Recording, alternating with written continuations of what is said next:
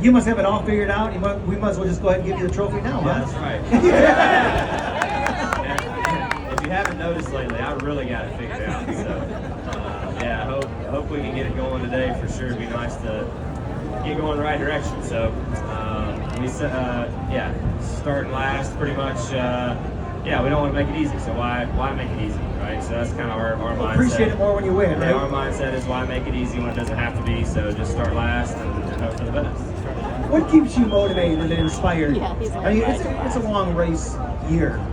What keeps you motivated and inspired every single weekend to keep coming out here and doing your thing? I think there's a lot of things that keep me motivated, but for me, I love the craft of this. I love the challenge of it, and I want to try and just be competitive on a weekly basis, and just achieving that goal. It keeps me motivated. It keeps me driven to want to keep showing up. Some weeks it's tough when things aren't going well, but you just have to keep showing up, keep putting the work in to try and trying to get it figured out. So we'll keep doing that. This question came in and they wanted to know what's the biggest lesson that you've learned from your dad, both as a race car driver and as a young man? Man, that's a good one. I think more than anything, that's my bad. He is definitely a type of person, and for me too. I feel like I've always kind of I've been really fortunate to have a lot of good role models and people around me. Not and maybe not even the ones that y'all are thinking of, big names, but just in general, good people. And I think whether it be dad or other people who I look up to in a similar light, has really kind of been more through example. I think just when you're a kid, you watch and you're a sponge and you see, and when you have good people to look up to, I just think it's really easy to learn by example and watch and listen. Sometimes you're better off just listening than you are opening your mouth.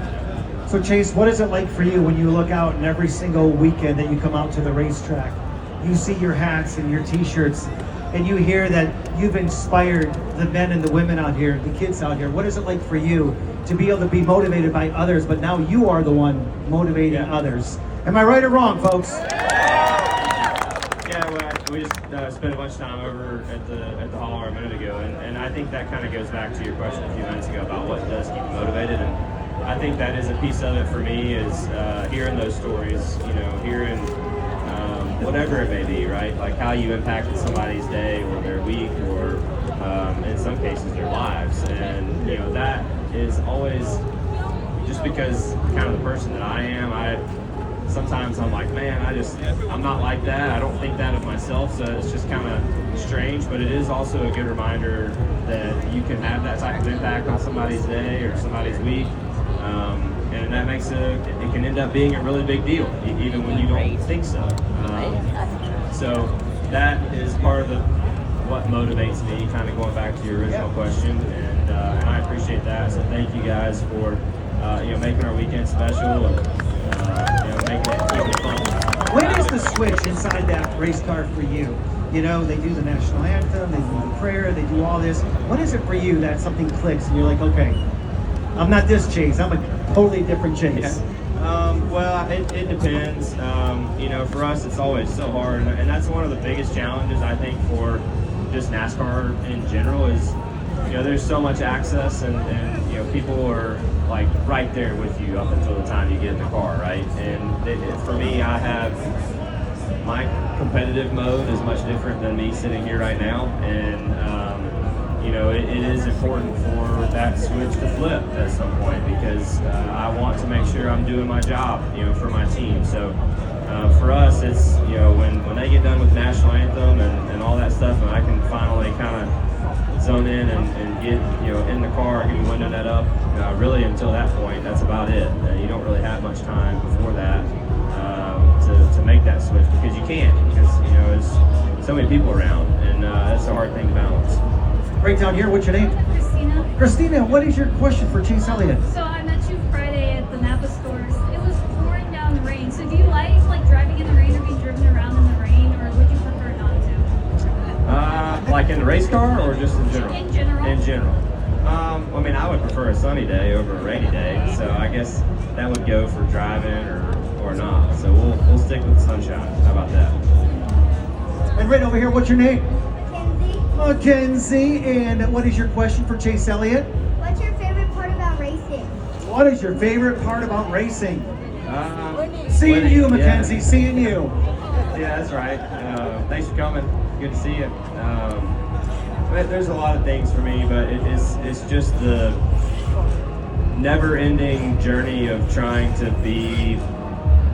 I don't want to say perfect because you're never perfect, but just that journey of trying to be your best. Like you're never going to be satisfied, and I enjoy that process. I do. I like it. It's fun for me. So just always, obviously going fast and winning and all that stuff is great, but I like the journey. I like showing up each week and going to work and keeping our head down and kind of keeping the main thing. Before I get to your question, this question came in on Twitter, and Chase, you never answered this question. This is a good one. If your race car had a theme I'm song, scared. no, really, it's really good. If you, yeah, right. Gotta be careful. If your race car had a theme song every time it started, what would the theme song be? Well, yeah, I think it depends on the day. On the day, on the day for sure. Yeah, I don't know. That's tough. I don't have a good answer for you because that could be across the board. It could be like like a favorite artist, or it could be my least favorite thing ever. But it's based on how things are going. That's a good one though. Yeah, I know, right? Hey, speaking of that, when was the last concert you went to, and who was it? The last concert I went to. I can't say I've really been to a proper concert lately. Last weekend at Talladega they had Justin Moore playing in the thing, and You went down to the Boulevard, huh? At night? Well, it's not in the Boulevard. Oh, okay, good. It's not in the Boulevard, for the record. But I did go watch a couple of his songs, but I don't really count that. Like I didn't, go. But it's been a minute. Right down here, what's your name? Robert, Robert, and what is your question, buddy? yes, when you got into the snowboarding thing, and you were out for a while, what did you do to pass the time away, and how bad did you miss racing? You miss racing? Yeah, that's a good question, or two good questions. Honestly, I couldn't really do a whole lot. I was kind of stuck in the couch there for a while. So, yeah, it was a lot of rehab. Really, every day it was. I got up and did some sort of rehab every day as much as I could stand. And then outside that, I was just really hoping there was some sort of sports on TV because I was in a bad way. I don't even know. Like it was. The bad thing was too.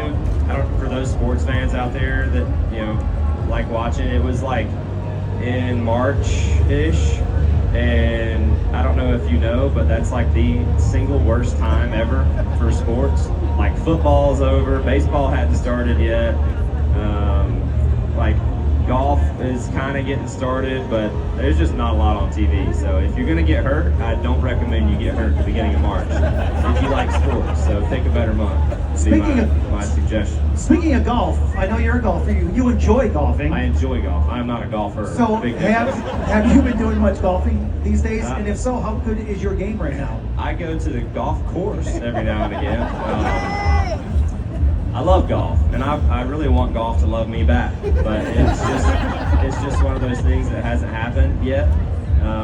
But no, I love going. It is a great escape for, I'm sure for a lot of people, but for me, no different. I love getting out there. I love being outside, especially when the weather's good. It's just hard for me to go sit inside when the weather's nice, right? So if I have a free day or whatever, love to go, love to get outside and try to enjoy as much as I can without, getting frustrated too bad. We have David down here. He's been here for hours waiting on you. David, what is your question for Mr. Chase Elliott? I don't want to get you in trouble or anything, but what's it like dealing with the demands that your sponsors put on you during the week and on the weekends? Yeah, that's a good question. I think much like the challenge of just the access that NASCAR in general has, that is a tough thing, and it is a part of the job. That there is no question, and balancing that can be a challenge.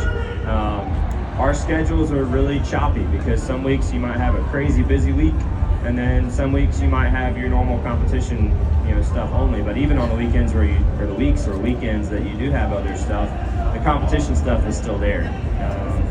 And I think the tough part for me is kind of back to the question of turn it off and turn it back on. Like that doesn't just happen on Sundays. Like, you got to be able to do that all week long, and that I would say is the biggest challenge for me and probably anybody when you have a bad day. Like yesterday was a good example. Like, we had a terrible day on track, right? And you know, I had a lot of things to do yesterday afternoon and last night. So just being able to kind of throw that in the back of your mind, go and you know, see people and act the way you need to act, and make sure that you're being appreciative and just, you know, doing things the right way, and then get back and turn that back off, and then start, you know, diving back into how can we be better today.